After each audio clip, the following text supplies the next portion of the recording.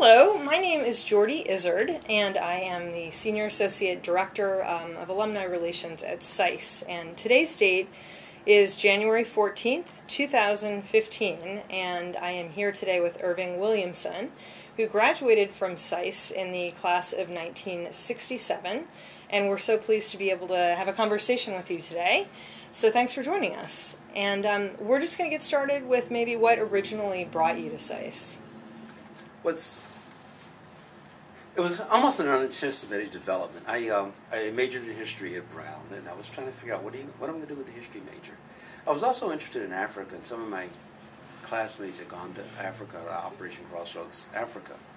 And so I was interested in going, but wasn't sure I was going to be able to raise the money and all that.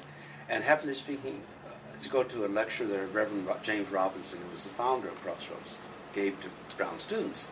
And I told him, I'm interested in Crossroads, but I'm not sure I'm going to be able to do the financing. And he said, hey, there's a new program that the State Department is starting and designed to encourage to get more minorities into the international affairs field.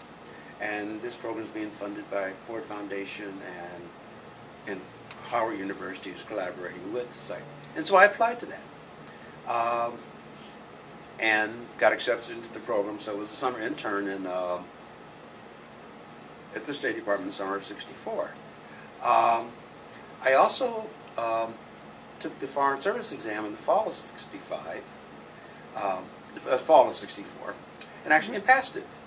And so the directors of the program said, hey, we have a live one here. He's passed the written exam. And so they... But it was interesting, I had never taken an international relations course in college. I majored in history, European and American history, but never took an international relations course. And so they realized that a graduate study would be good, and that SAIS would be a good place, because they've been talking to SAIS then. I did go to Operation Crossroads, Africa in the summer of '65 after I graduated from Brown, and so in the fall of '65 I rounded Brown's campus, around SAIS's campus, already having been admitted into the Foreign Service, but still not having had an international relations course. It also turns out that I was very fortunate that I went to Africa the summer of '65 because I was in the African Studies program, and all my classmates in that program had all spent 2 years in the Peace Corps. And if I hadn't been to Africa on Crossroads, I would have been out of place. But it was also very, very exciting to come to SAIS, to be talking to these students who spent 2 years in the field doing very exciting work with the Peace Corps. And so I really had a great time at SAIS. As I said, they were interesting classmates. Tell us a little bit about your memories of being there. Okay. Yeah, this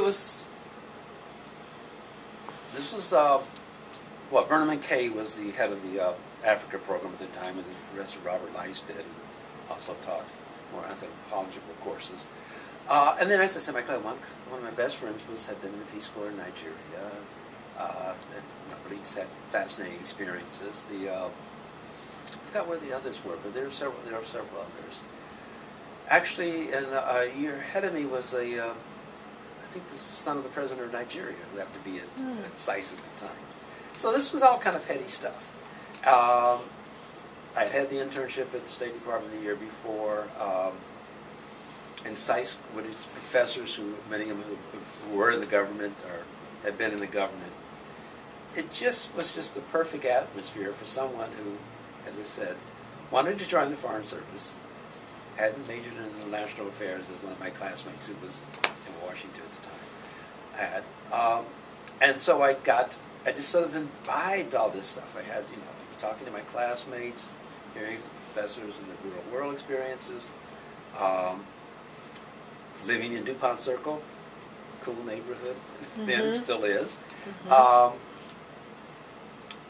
Lots of exciting issues. Of course, the Vietnam War was continuing to heat up, and it didn't have the large marches hadn't happened yet, but it was clearly a very controversial thing. There's also a challenge to me because, in college the civil rights movement was very active. I'd often said, gee, I really should be doing something at home to be engaged in that fight. Why am I going overseas? And that was a tension that continued in my career in the first few years in the State Department. But what SAIS did was it gave me the foundation, it gave me the exposure to international affairs. It also enabled me to learn about other regions. I mean, the politics, government politics of Southeast Asia. Great course. If I hadn't taken that, I wouldn't have understood Indonesia or Vietnam, anything about that area. So that was fascinating exposure for me. Of course, the African Studies courses were fascinating. And then I was already beginning to, thinking about social change, social justice, with the Civil Rights Movement. It was also made it interesting to think about economics, international economics, and taking the international economics course and taking development course with Isaiah Frank, which I did my second year. Those were all just great courses. And when I got into the Foreign Service, those courses were really the foundation which allowed me to eventually decide that I wanted to focus on it, be an economics officer in the State Department, that I was really concerned about development. And eventually, as I began to, when I went over to Madagascar, and I was assigned to Mauritius as a junior to help them open up an embassy, which is exciting because for the first 8 months of being a Foreign Service officer, I was on temporary TDY, so I was able to get my first car, and it also got me into a country where the U.S. had not been for 60 years, and so there's a great deal of excitement about having renewed relationships. Sure. And they're calling me deputy ambassador 1 month out of grad school. This is heady stuff. That's but all of that. So that's how you got started. That's how I got started, and basically, it was the SAIS experience which really enabled me to be really, shall I say, serious Foreign Service officer, or to have the kind of experience that allowed me to compete with my classmates. Because studying European history and American history was fine and fun, but it doesn't really teach you in the Foreign Service. How did your career go from there then? How did it evolve? Well, basically, Madagascar, Mauritius, because I was 8 months TDY in Mauritius and went back a couple of times, but I was really assigned to Madagascar. And that was a great experience because by that time we had a NASA tracking station there. Got to see the moonwalk landing about a month after it happened because the director of the NASA tracking station got the movie. Yeah. If I was someplace else in Africa, it might have been months before I'd seen it. But in any case, so that was all very exciting. Then I came back to Foreign Service in the Operations Center, which is very good because you get to see everything that's happening in the State Department.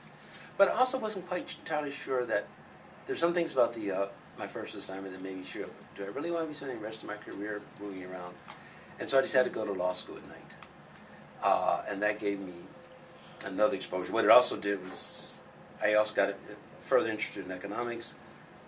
I found out the international trade, because it was a mixture of law and economics, was going to be good. And so when I finished law school in '75, because I was going at night, I got assigned to Geneva, where the GATT, which is now the WTO, there's World Intellectual Property Organization, there are a lot of other international economic organizations. And so that 3 years in Geneva really solidified my credentials and my love for international economic issues.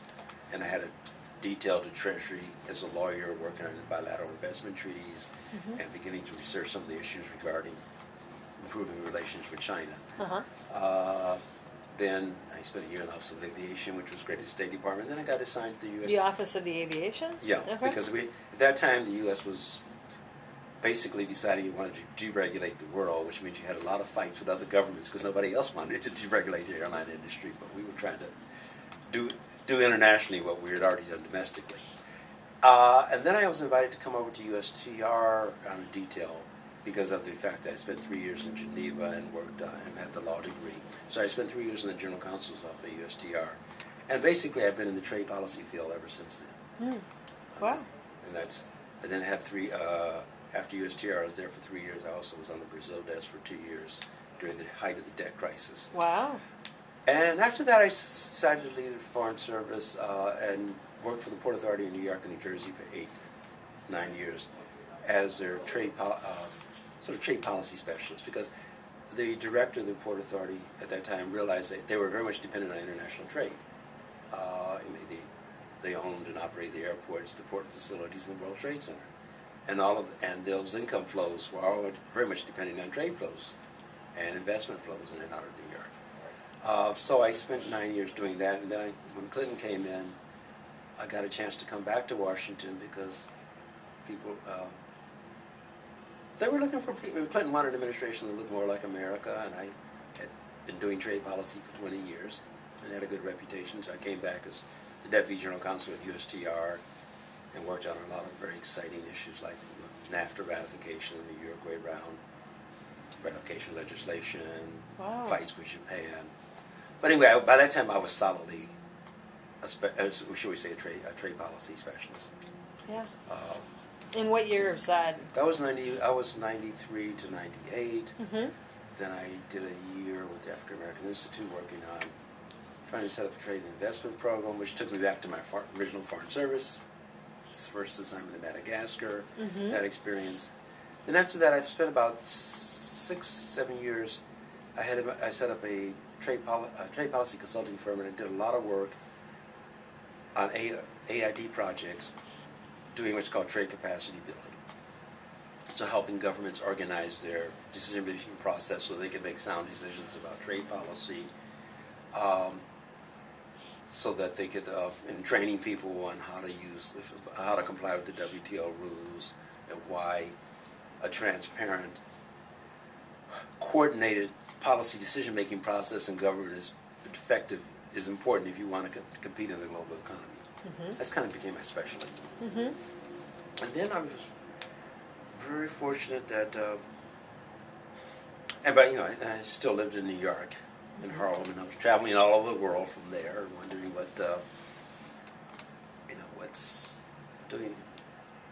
working with people all over the world about international trade policies, and wondering what impact is that having on my neighborhood, my community. Mm-hmm. And Congressman Rangel was chairman of the Ways and Means Committee, and was interested in Who was it? Charles Rangel was okay. chairman of the Ways and Means Committee, uh-huh. and usually commissioners are appointed by the Ways and Means or Senate Finance. In fact, many of them have come from the staffs. And because I've been doing trade for 30 years, and Rangel was interested in appointing me to the commission, and I got appointed. And so for the last 7.5 years, that's what I've been doing. And this is kind of a natural capstone for me because, as I said, I've been doing trade policy since the mid-'70s. I worked at USTR and trade negotiations. I had done this trade capacity building all over the world. The ITC is also an agency where a lot of young people who are interested in trade get started. That's when they first learn about tariff schedules. They learn about doing economic analysis and research, and our WTO litigation, defending decisions the Commission has taken. And so it's a good, and a lot of the folks who staff Ways and Means and Finance, many of them have come from the ITC. Mm-hmm. Some of the people at USTR had. So it's like, towards the end of your career, you get a chance to work at the agency and help lead the agency that trains a lot of folks who are throughout the government doing trade policy. So it's kind of and also you work on a wide range of issues. I'm working on intellectual property issues, because we have a statute called 337 that involves infringement of, when an import infringes domestic intellectual property right, we can exclude it if following a long trial. We also do, if imports are accused of being unfair because their subsidies are dumped, we have to find out whether there's injury. So, and we also do a lot of studies whenever there's a free trade agreement. We have to do a study on that. Or anytime Congress, Ways and Means or Finance or USTR ask a question, they want research, they might want a big study. We do that. So in any case, this is a capstone of all the stuff I've done. Terrific. But I guess you can say it all started with SAIS, because that's where I got that interdisciplinary experience in political, the political science, the politics, the anthropology of a country, the economic issues, international economics, the development economics, learning about regions, politics in Southeast Asia, politics and government in Southeast Asia course was just perfect capsule for how do you approach a new region. And it's always stuck with me. That's great. And I think that's actually a perfect segue into my last question, which is, given your illustrious career, and given kind of where you are now, what advice might you have for current students today, knowing what you know? Okay, well, whatever you do a good job at it. And also have fun at it. And you never, in a sense, you never really know what breaks are going to come. Because a lot of my breaks were the luck. But you also want to be prepared to take advantage of those lucky breaks. And so, you know, figuring out what you really want to do, delving into it. In my case, it was mastering the rules of international trade law, trade policy, and using that as a foundation to build upon. And so I think there's, for students, be passionate about something. Really like a subject area. Delve into it. Get good at it. Because people usually don't get picked for leadership unless they've shown some substantive expertise. Right. Yeah. I mean, you might say folks are natural leaders, but that's not how you usually get a leadership position. You better do something good substantively first. And in my case, it was focusing on international trade, international economics, having a variety of jobs in that field, and then eventually got to be chairman of the ITC. And congratulations for that. Yeah. Well, and thank you so much for your time today. We really appreciate all you've done for SAIS and the world, and thank you for your interview. Okay.